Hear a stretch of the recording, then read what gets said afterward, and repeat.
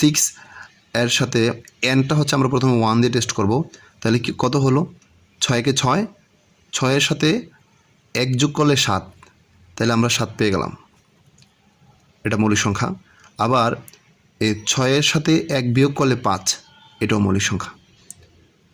এভাবে করে আমরা যদি n এর মান 2 ধরি, n এর মান যদি আমরা 2 ধরি, তাহলে 6 × 2 = 12, 12 সাথে 1 যোগ করলে 13, তাহলে 13 হচ্ছে মৌলিক সংখ্যা।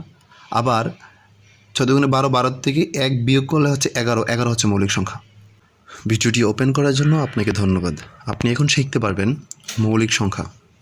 সময়কে সংক্ষেপ করার জন্য আমরা মূলত এখানে একটু টেনে দিয়েছি। এখানে লেখা হচ্ছে 1 থেকে 100 পর্যন্ত সকল মৌলিক সংখ্যাগুলো। বিভিন্ন টেকনিকের মাধ্যমে আমরা এই সংখ্যাগুলো লেখার চেষ্টা করছি। আপনি এখানে কয়েকটি সংখ্যা মুখস্থ করেই 1 থেকে 100 পর্যন্ত মৌলিক সংখ্যা সহজে বের করতে পারবেন। এই 444কে আপনার মনে রাখতে হবে। আপনি যদি 444 মনে রাখতে পারেন, তারপরে বাকিগুলো অটোমেটিক ওইটার উপর বেস করে আপনি পেরে যাবেন। যেমন এই 11 থেকে 20-এর মধ্যে যেই 4টা 11, 13, 17, 19 মৌলিক সংখ্যা আছে, ঠিক তার পরবর্তী যেই বেসটা আছে সে 21 থেকে 30, তার মধ্যে থেকে শুধু এই সংখ্যাটা নামবে, অর্থাৎ দ্বিতীয় সংখ্যাটা নামবে। 11 পরে 13 এবং 17 পরে 19, এই দুইটা সংখ্যা নামবে। যে 19-এরটা 29 হবে, 13টা 23 হবে।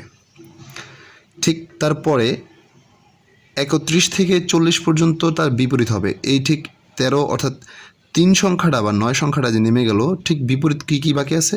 বাকি আছে 11 আর 17। তাহলে 31 থেকে 40 থাকবে হচ্ছে 31 আর 37। 41 থেকে 50-এর মধ্যে 1, 41, 3, 43, তারপর হচ্ছে এখানে 7, 47। তারপরের স্টেপটা ঠিক আগের স্টেপ ফলো করবে। 23, 29, এখানে 53, 59। তারপর ঠিক আবার বিপরীতটা, এই যে 31, 37, 61, 67। তার পরবর্তীতে ঠিক 3 নাম্বারটা ছিল কি? 41, 43, 47, 1, 3, 7, 1, 3, 9। অর্থাৎ প্রথমে আমরা এই 11, 13, 17, 19 থেকে 1, 3, 7 এটা নিয়েছিলাম আমরা 41, 43, 47-এর মধ্যে। আর পরবর্তীতে আমরা 7কে বাদ দিয়ে আমরা কি করলাম? 71, 73, 79 নিয়েছি। অর্থাৎ প্রথম তিনটা আমরা 40 থেকে 50 নেব, পরবর্তীতে 7 বাদ দিয়ে 9 ঢুকে যাবে সেখানে। এটা মূলত জাস্ট একটু আপনার মানে কয়েকবার প্র্যাকটিস করলে আপনাদের মাথায় থেকে যাবে। প্রথমটা হচ্ছে প্রথম 3টা, পরবর্তীতে শুধু 7 বাদ দিয়ে 9। 81 থেকে 90 পর্যন্ত 3, 9, 3, 9, অর্থাৎ 83, 89। আর এটা ব্যতিক্রম মুখস্থ করে নিতে হবে একটা, সেটা হচ্ছে 97। তার এছাড়াও আরও একটা ফর্মুলা হচ্ছে, আপনি কিন্তু সেইগুলোকে টেস্ট করতে পারবেন। যেমন আপনি এই 6n ± 1, 6n ± 1 দিয়ে এইগুলোকে টেস্ট করতে পারবেন যে আপনার এই মৌলিক সংখ্যাগুলো মূলত হচ্ছে কি না। দেখুন, আমরা এই প্রথমে 2, 3 এই দুটি সংখ্যা মুখস্থ করতে হবে। পরবর্তীতে আমরা বাকিগুলো এই 6n ± 1 দিয়ে আমরা টেস্ট করতে পারবো। যেমন 6 এর সাথে nটা হচ্ছে আমরা প্রথমে 1 দিয়ে টেস্ট করব। তাহলে কি কত হলো? 6 × 6, 6 সাথে 1 যোগ করলে 7, তাহলে আমরা 7 পেয়ে গেলাম। এটা মৌলিক সংখ্যা।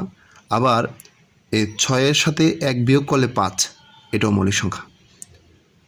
এভাবে করে আমরা যদি n এর মান 2 ধরি, n এর মান যদি আমরা 2 ধরি, তাহলে 6 × 2 = 12, 12 সাথে 1 যোগ করলে 13, তাহলে 13 হচ্ছে মৌলিক সংখ্যা। আবার 6 × 2 = 12, 12 থেকে 1 বিয়োগ করলে হচ্ছে 11, 11 হচ্ছে মৌলিক সংখ্যা।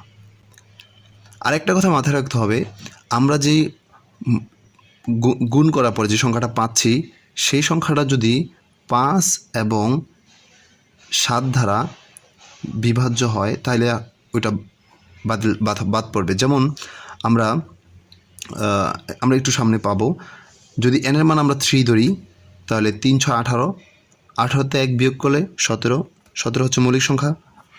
আবার 18-র সাথে 1 যোগ করলে 19, 19 হচ্ছে মৌলিক সংখ্যা। আবার যদি আমরা n এর মান 4 ধরি তাহলে 424, 24-এর সাথে 1 যোগ করলে 25।